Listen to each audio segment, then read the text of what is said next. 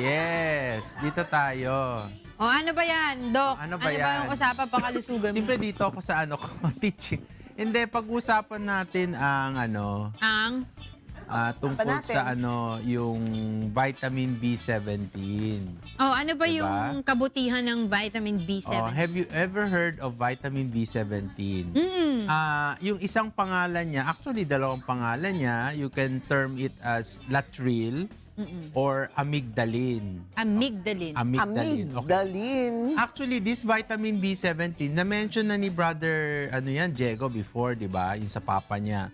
It has been studied by Sloan Kettering before. Yun, during that time, Sloan Kettering is like the Mayo Clinic in the States. Okay? They've been studying this vitamin B17 for cancer patients on the latent stage and on the earlier stage. Okay. Yung mga files has been collected by Professor Ross. No? He's part of the Sloan Kettering. Yun ang mga maraming cancer na pinag-aaralan, Ninang. Kaya ba may Sloan Cancer Institute, yan yun, di ba? So ngayon, ang ginawa nila, sinabject nila yung mga pasyente na may cancer.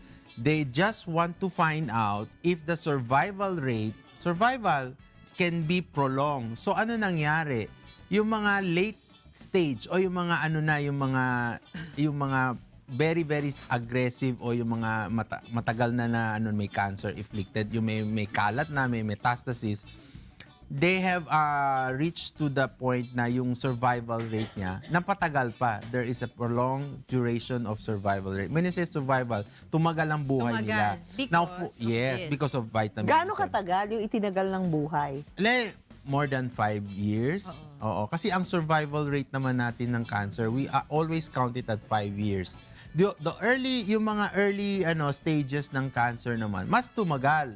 So they found out that this is good, your vitamin B17. Okay. So what is vitamin B17? Okay. Oo, saan mo ba nakukuha ang vitamin? When you try to see the molecule of simple chart ko. The molecule of vitamin 17 contains your glucose, that's 2 molecules of glucose, your benzaldehyde, and your cyanide.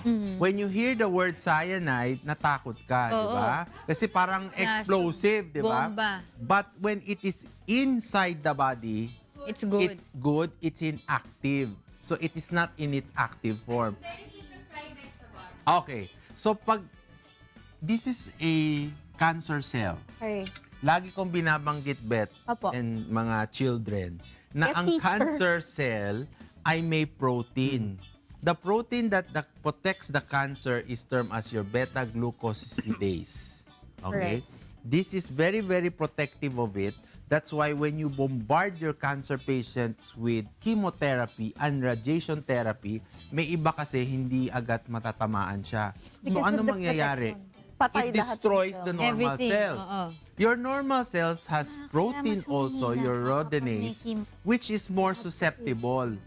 'Di ba? Kasi ang mga normal cells kasi, may barrier sila, protein barriers, accepting. Mabait eh. Pasok lang kayo. Pasok lang kayo. Hindi siya kagaya ng cancer cells, selective. Hindi lang cancer cells selective, exclusive, tapos naghahanap siya kung sinong itatarget niya. So, the component of your benzaldehyde of your vitamin B17, once it interacts with the protein coat of your cancer cells, which is your beta-glucosidase, mabe-break ngayon siya. So itong barrier na to masisira, then your substance here, your benzaldehyde, can go into the inner cellular core or your trophoblast. Then you can initiate what? Anong ma-initiate? You can detect and identify now your cancer cells. So when your chemotherapy comes, madetect mo yan. Or kung gano'n, kahit hindi na chemo, doc, yung targeted therapy na, it's because your body can now identify kung anong cancer cells. Because sabi mo, di ba, it removes the protein. Yes. So pag natanggal ang protein, that means it no longer has the same color or look as the regular cells. Exactly. So therefore now the body can see that this is not a normal cell and the T killers will come out. That is the fact that the pharma that you are with has immunofluorescent studies. Is that the same as yung... Exactly. Now they will detect the cancer kasi ang dami niyan eh. You cannot eh. They're so protected that you cannot identify them.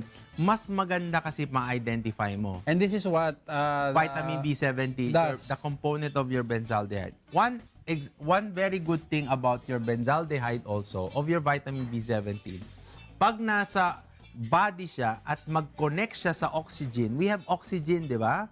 The oxygen now, plus the benzaldehyde, when they form a molecules or a compound, they will become benzoic acid.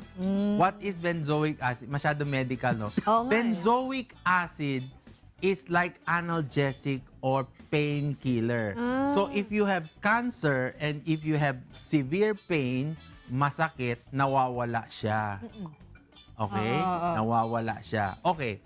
What is very, very nice again, sasabihin mo, your Palabas. benzaldehyde kasi, Palabas. pang-cancer lang Yan. na cell. No.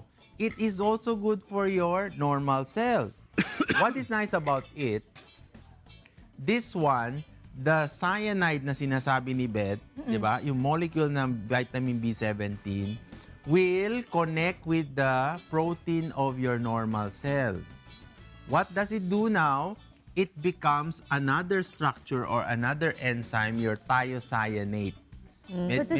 Medyo medical tayo, no? Your thiocyanate now goes to the liver and interact with the vitamin B12 that is being produced by the liver o yung atay, and it becomes a formidable state.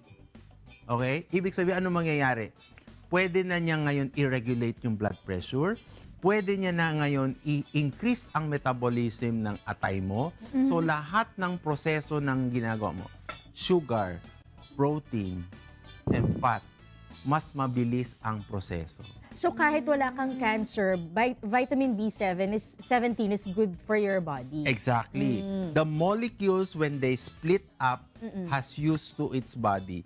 The cyanide na sinasabi natin na takot when in the body interacts with sulfur and oxygen, magiging thiocyanide. It Goes to your it liver. goes to Side the effect liver. of high dose of Kasi regular B vitamins, B17. may side effect na hindi masama. Like for example, yung Pimples. appetite nag-increase. Yes, yeah. It is in B17, ano yung meron? So far, wala pa tayong nakikita. So no? appetite, It's really Wala pimples, walang no? effect. It doesn't have suppression and everything. Kasi once it interacts either with a with a malignant cell or a normal cell, the molecules of vitamin B17 splits Is up. that why yung B17 is separate from B1612, which Exactly. is nagkakos? Exactly. So may sarili siyang May sarili. May sarili siya kasi ang alam lang natin 12 eh. Your 12 is like for the muscles, Yeah. yung na improvement, bodybuilding, yung mga building na ano natin, 'di ba? Yung mga cells natin. The 17 now is what? Detection of yung mga para increase din yung mga immune system natin. Actually, you have a in-between vitamin, which is vitamin B15, which is for the immune system. Okay. 'Di ba? Hanggang 12 lang tayo, 'di ba? 12 is cellular, muscular system, 'di ba? You build vitamin. So yung B family, ano yung common denominator nila? Kasi they have different chains, di ba? Mga branch na chain nila. Yes. Pero what common denominator do they have in terms of helping the body? Actually, they're all into cellular level. All B vitamins are Exactly. okay. From B1, B12, B6. So it's like healing from the cellular level. Exact. Okay. Kaya minsan pag ayaw mo mag B1, B2, anong sinasabi mo?